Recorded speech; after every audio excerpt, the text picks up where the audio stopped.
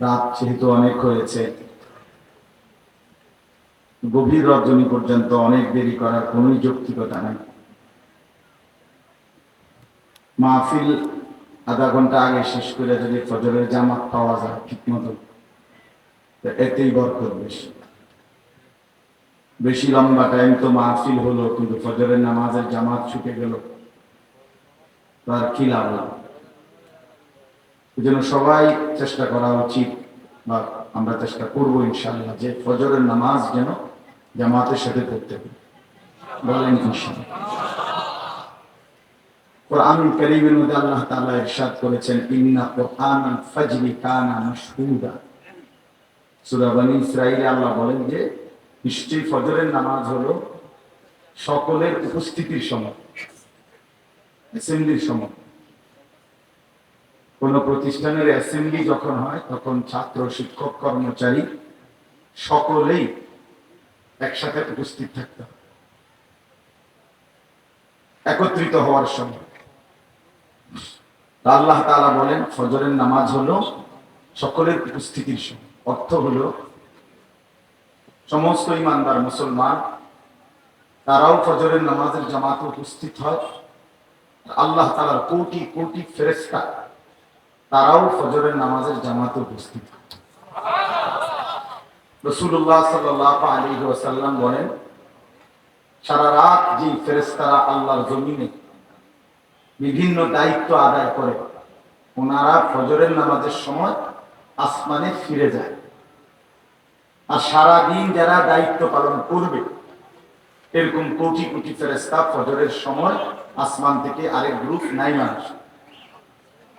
তো যেই গ্রুপ চলে যায় তারা ফজরের নামাজ পড়ে যায়। যেই গ্রুপ আয়েশা নতুন ডিউটিতে যোগ দেয়, তারাও আয়েশা ফজরের নামাজে অংশগ্রহণ করে। এজন্য তাজতামিউ মালাইকাতুল লাইল ওয়া মালাইকাতুন নাহার ফিল ফজর। ফজরের নামাজে রাতের সব ফেরেশতা, দিনের সব ফেরেশতা সবাই একত্র হয়। আবার ঈমানদার মুমিনও একত্রিত হয়। আল্লাহ তাআলা এর জন্য বলছে এটা সকলের একত্রিত হওয়ার সময়। এজন্য এই ফজরের নামাজে যে মসজিদে উপস্থিত হয় না, নামাজ পড়ে না, এ আসলে একেবারেই ফালতু মানুষ, বেশি ফালতু। ফজরের নামাজ যে পড়ে না, এটা একদম বাজে, খবিস, এক কথায় খবিস।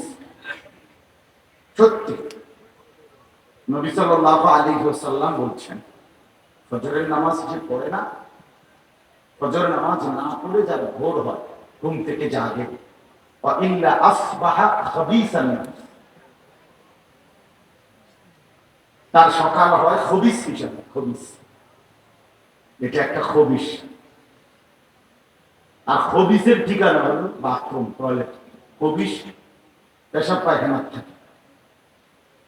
এজন্য নবী সাল্লাল্লাহু আলাইহি ওয়াসাল্লাম টয়লেট বাথরুমে ঢুকতে খবিস থেকে পানাহ চাইতেন। আল্লাহুম্মা ইন্নী আউযু বিকা মিনাল খুবুসি ওয়াল খাবাইস। আল্লাহ খবিস থেকে পানাহ চাই। ফজরের নামাজ না পড়া একদম ফালতু মানুষ। নবী সাল্লাল্লাহু আলাইহি ওয়াসাল্লাম বলেন, যাকা রাজুলুন বালা শাইতানু ফি উযুনাইহি। সারা রাত ঘুমায় থাকে, না তাহাজ্জুদ পড়লো, না ফজর পড়লো। আল্লাহ নবী সাল্লাল্লাহু আলাইহি ওয়াসাল্লাম বলেন, এই ব্যক্তির উপরে তার দুই কানে শয়তান মুত্তাবি। যে ফজরের নামাজ পড়ে না, তার দুই কানে শয়তান পেশাব করে। বুঝছেন না? কে পেশাব করে? তার দুই কানে শয়তান পেশাব করে। আর আমি বলি আর কি, যে শয়তান তো আর বাচ্চা না, অল্প পেশাব করে, এবং অনেক বয়স্ক, তার পেশাব হতো। তার মানে তারে একটা ভাষায় লাগে। এই জন্য ফজরের নামাজ যে পড়ে না, এই অপদার্থরে ঘুম থেকে উঠা টাঙ্গাইয়া বসে পড়ানো, সারা শরীরে পেশাব, আও শয়তানের পেশাব, মানুষের পেশাব। কি পরিমাণ দুর্গন্ধ, কি পরিমাণ দুর্গন্ধ।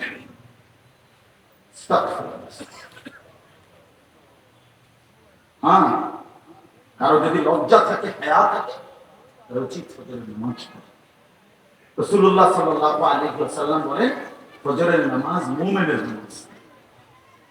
রাসূলুল্লাহ সাল্লাল্লাহু আলাইহি ওয়াসাল্লাম বলেন, ফজরের নামাজ পড়তে কষ্ট হয় কার? নবীজি বলছে যে মুনাফিক তার। কার কষ্ট হয় ভাই? মুনাফিক। যে মুনাফিক তার জন্য ফজরের নামাজ পড়া। ফজরের নামাজ যে পড়ে না, নবীজি বলছে কাসলান, সে অলস, অপদার্থ, অকর্ম। ফজরের নামাজের 2 রাকাত যে পড়ে, আল্লাহ নবী সাল্লাল্লাহু আলাইহি ওয়াসাল্লাম বলেন ফাহুয়াতুল যিম্মাতিন, আল্লাহ তাআলার জিম্মায় চলে যায়। আল্লাহ তাআলা বলে, বান্দা তোকে আমি আমার করে নেব, আমার দায়িত্ব নেব। এজন্য ফজরের নামাজ ইহতিমামের সাথে, ফজরের নামাজ ছেড়ে দেওয়ার কোনো যুক্তি নেই। না দোকান খোলা, না ব্যবসা খোলা, না অফিস খোলা, না কোনো কর্মস্থলের কোনো কাজ, না খেতে ধান লাগাইতেছে, কিছুই নেই। কোনো মানুষের কোনো কর্মব্যস্ততা নাই। তাহলে ফজরের নামাজ ছুটবে কেন? ঘুম। তো ঘুম তো আল্লাহ তাআলার একটা মাখলুক, আমিও আল্লাহর মাখলুক। আর আমি ঘুমের চাইতে শ্রেষ্ঠ। ঘুম আল্লাহর একটা সৃষ্টি, আমিও সৃষ্টি। কিন্তু মানুষ তো সমস্ত সৃষ্টির মধ্যে শ্রেষ্ঠ। শ্রেষ্ঠ কিনা বলেন? তাহলে সেই মানুষ আশরাফুল মাখলুকাত। ওয়ালাকাদ কাররামনা বনি আদম। আল্লাহ তাআলা বলেন, আমি বনি আদমকে সম্মানিত করেছি। তাহলে সবচেয়ে সম্মানিত বনি আদম, সেই মানুষ যদি ঘুমের কাছে হেরে যায়, তো তোমার মতো ফালতু লোক দিয়ে হইব কি? তোমার দিয়ে হবেটা কি কাম?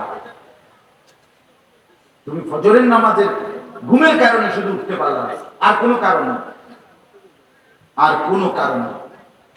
এজন্য ভাই আমার অনুরোধ করলাম, কথার প্রসঙ্গে এটা একটু বড় বেশি বললাম, ফজরের নামাজকে ইহতিমামের সাথে পড়া উচিত। কোরআনুল কারীমের এই যে যেখানে বললাম, এখানে 3টা আমল আল্লাহ বলছে। 1 নাম্বার হলো ফজর সহ 5 ওয়াক্ত নামাজ। 2 নাম্বার হলো তাহাজ্জুদ নামাজ, রাত্রি গভীরে তাহাজ্জুদ নামাজ। 3 নাম্বার হলো বেশি বেশি দোয়া। আল্লাহ তাআলা নবীজিকে বলছে, বন্ধু আপনি আপনার অনুসারীকে নিয়ে এই 3 আমল বুঝায় দেন। ফজর সহ 5 ওয়াক্ত নামাজ। আকিমিস সালাতা লিদুলুকিশ শামসি ইলা গাসাকিল লাইলি ওয়া কুরআনাল ফজর ইন্না কুরআনাল ফজরি কানা মাশহুদা। এই সংক্ষেপে বললাম যে এটার অর্থ হলো 5 ওয়াক্ত নামাজ। আপনি আপনার অনুসারীদেরকে নিয়ে ফজর সহ 5 ওয়াক্ত নামাজ বুঝায় দেন। এই 1 নাম্বার আমল। 2, ওয়ামিনাল লাইলি ফাতাহাজ্জাদ বিহি নাফিলাতান লাক আসা আন ইয়াবআসাকা রাব্বুকা মাকামান মাহমুদা। এটা দ্বিতীয় আয়াত। আপনি আপনার অনুসারীদেরকে নিয়ে রাত গভীরে তাহাজ্জুদ নামাজ বুঝায় দেন। তাহলে প্রথম আমল কি বলেন তো ভাই? কি? হ্যাঁ মাশাআল্লাহ, আমি যেমনে বলছি এমনি বলেন কি বলছি? প্রথম আমল ফজর সহ 5 ওয়াক্ত। দ্বিতীয় আমল হলো তাহাজ্জুদ, রাত গভীরের নামাজ। তৃতীয় আমল হলো দোয়া। দোয়া ওয়াকুর রব্বি আদখিলনি মুদখালা সিদকিন ওয়া আখরিজনি মুখরাজা সিদকিন ওয়াজআল লি মিন লাদুনকা সুলতানান নাসীরা। এই যে দোয়া, অর্থ ফজর সহ 5 ওয়াক্ত নামাজ, রাত্রি বেলার দোয়া। নবী আপনি আপনার অনুসারীদেরকে নিয়ে এই 3 আমল বুঝায়া দেন, আর আমি আল্লাহ থেকে হকের বিজয়। আপনি 3টা বুঝাইয়া দেন, আমার থেকে হকের বিজয়, ইসলামের বিজয়, কালেমার বিজয় আপনি বুঝেন। মানে কি? মানে এর পরে আয়াতই হলো এই 3 আমলের পরে আল্লাহ তাআলা এই 4র্থ আয়াতটাই বলছেন, ওয়াকুল জাআল হাক্কু ওয়া যাহাকাল বাতিল। এরপরে অর্থাৎ এই 3 আমলের পরে আপনি এবার বলে দেন যে হকের বিজয় হয়ে গেল, বাতিলের পরাজয় হয়ে গেল। এজন্য ভাইয়া নওজোয়ান, 2টা স্লোগান দেওয়া আর আল্লাহর দ্বীনের জন্য জান কুরবানি করা এক কথা না। যে কপালে সেজদা নাই, তুমি ওই দুইটা স্লোগানই দিলা আর কি, কিন্তু ময়দানে তুমি টিকে থাকতে পারতাম। যে নামাজ পড়ো না ভাইয়া, তুমি পারতা না, তুমি পারতা না দুশমনের মোকাবেলা, দাজ্জালের মোকাবেলা, কাফের মুশরিকদের ষড়যন্ত্রের মোকাবেলা নিজেকে পাহাড়ের মতো মজবুত ঈমানওয়ালা বানাইতে এই কপালে নিয়মিত সেজদা দিতে হবে, সেজদা দিতে হবে। এই জন্য দয়া করে আমি অনুরোধ করলাম, আজকে শুরুতেই বলি, যত কষ্টই হোক ভাইয়া আমরা ফজরের নামাজ পড়বো ইনশাআল্লাহ। হাদিসের মধ্যে দুইটা বর্ণনা আছে। একটা বর্ণনা এটা যে ইমাম মাহদী আলাইহিস সালাম এবং হযরত ঈসা আলাইহিস সালাম ওনারা ফজরের নামাজ পড়ে দাজ্জালের মোকাবেলায় চূড়ান্ত লড়াই, যেটা দাজ্জালকে হত্যা করবে, এই চূড়ান্ত লড়াই, জিহাদ, চূড়ান্ত যুদ্ধের জন্য বের হবে ইমাম মাহদী এবং ঈসা ফজরের নামাজ পড়ে। ইবনে মাজাহ হাদিস। আল্লাহ নবী সাল্লাল্লাহু আলাইহি ওয়াসাল্লাম বলেছেন, তাইলে ফজর এবং মাহদী এবং ঈসার সঙ্গী হবে তারা ফজরের নামাজের মুসল্লি যাবে। এই জন্য যে বেটা ফজরের নামাজ পড়ে নিয়মিত, সে ইনশাআল্লাহ আগামী দিনে ইমাম মাহদীর পক্ষে লড়বে, দাজ্জালের বিরুদ্ধে লড়বে। আর যে বেটারা ওই 7টা 8টা 9টা বাজে ইটা বেরোস করে, আমনে বেরোসে থাকে, আমনে আর রসরা হইতেন, উনি বেরোস করে। আর এত পরিমাণ অভদ্র, এত পরিমাণ বেয়াদব, এতটা অসভ্য যে রাস্তায় দাঁড়ায় 8টা বাজে দুশ্মন আল্লাহর দুশ্মনে উঠছে, 8টায় 9টায় তো মানুষের সামনে দাঁড়ায় ব্রাশ করে হাতে বুঝায় যে দেখ বেটা আমি কি পরিমাণ আল্লাহর গাদ্দার, যে আমি আল্লাহকে চ্যালেঞ্জ করলাম, নামাজ না পড়ে ফজর না পড়ে এখন উঠছি, তোরা দেখ। ওইটা গাদ্দার, গাদ্দার, অসভ্য, অসভ্য, চূড়ান্ত অভদ্র লোক, সীমালঙ্ঘনকারী, লজ্জা শরম বলতে নাই। বেটা একে তো নামাজ পড়লি না, একে তো বেটা সেজদা দিলি না, তারপরে আবার চোখ বড় করে রাস্তায় মানুষের সামনে ব্রাশ করো আর হাইটে হাইটে বুঝাও আমি না ফরমান। এই মত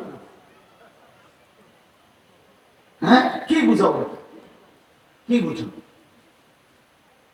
আল্লাহ তাআলা কোরআন কারীমের মধ্যে বলছে, বান্দা মৃত্যু যন্ত্রণা হবে তার, শোনো, ফালা সাদ্দাকা ওয়ালা সাল্লা ওয়ালাকিন কাযাবা ওয়া তাওয়াল্লা সুম্মা যাহাবা ইলা আহলিহি ইয়াতামাত্তা। আল্লাহ বলেন যে আমি আল্লাহকে বিশ্বাস করে নাই, নামাজ পড়ে নাই, ওয়ালা সাল্লা, নামাজ পড়ে নাই, ওয়ালাকিন কাযাবা, আমাকে মিথ্যা মনে করেছে, ওয়া তাওয়াল্লা, আমি আল্লাহর হুকুম থেকে মুখ ফিরায় নিছে, সুম্মা যাহাবা ইলা আহলিহি ইয়াতামাত্তা, আমার নাফরমানি করে, নামাজও পড়ে না, আমারে বিশ্বাসও করে না, আমারে সত্য মনে করে না, এরপরেও নাফরমান, নিজের পরিবারের সাথে, স্ত্রী সন্তান, নিজের দোস্ত আহবাব পড়শির সাথে অহংকারের সাথে চলাফেরা করে। আল্লাহ বলেন এমন গাদ্দার, তোরে আমি ওয়াদা দিলাম, তোর মৃত্যু যন্ত্রণার সময়, তোর মৃত্যুর মুহূর্তে মালাকুল মউত আজরাইল তোর কলিজার থেকে রূহটা একটা টাইনা ছিঁড়া, এরপরে তারে তোর বের করে ফেলবে। মনে রাখিস, আওলা লাকা ফাআওলা সুম্মা আওলা লাকা ফাআওলা, 4 বার বলছে আল্লাহ। বেনামাজি সন্তান শোনো ভাইয়া, আল্লাহ তাআলা 4 বার বলছে যারা নামাজ পড়ো না, শোনো, আওলা লাকা, তোমার জন্য দুর্ভোগ, সুম্মা আওলা লাকা ফাআওলা, আবার বলছে তোমার জন্য দুর্ভোগ, সুম্মা আওলা লাকা, আবার বলছে তোমার জন্য দুর্ভোগ, ফাআওলা লাকা, আবার বলছে আওলা লাকা ফাআওলা সুম্মা আওলা লাকা ফাআওলা, 4 বার বলছে তোমার জন্য দুর্ভোগ, তোমার জন্য দুর্ভোগ, তোমার জন্য দুর্ভোগ, তোমার জন্য দুর্ভোগ, তোমার জন্য লাঞ্ছনা, তোমার জন্য লাঞ্ছনা, তোমার জন্য লাঞ্ছনা, তোমার জন্য লাঞ্ছনা, তোমার জন্য মুসিবত, তোমার জন্য মুসিবত, তোমার জন্য মুসিবত, তোমার জন্য মুসিবত। তাফসীরের মধ্যে লিখছে 4 বার কেন বললো? আল্লাহ তাআলা বুঝাইছে বান্দা একবার হলো মৃত্যুর রূহ কবজের সময় তোমার জন্য লাঞ্ছনা, কবরে তোমার জন্য লাঞ্ছনা, হাসরের মাঠে তোমার জন্য লাঞ্ছনা।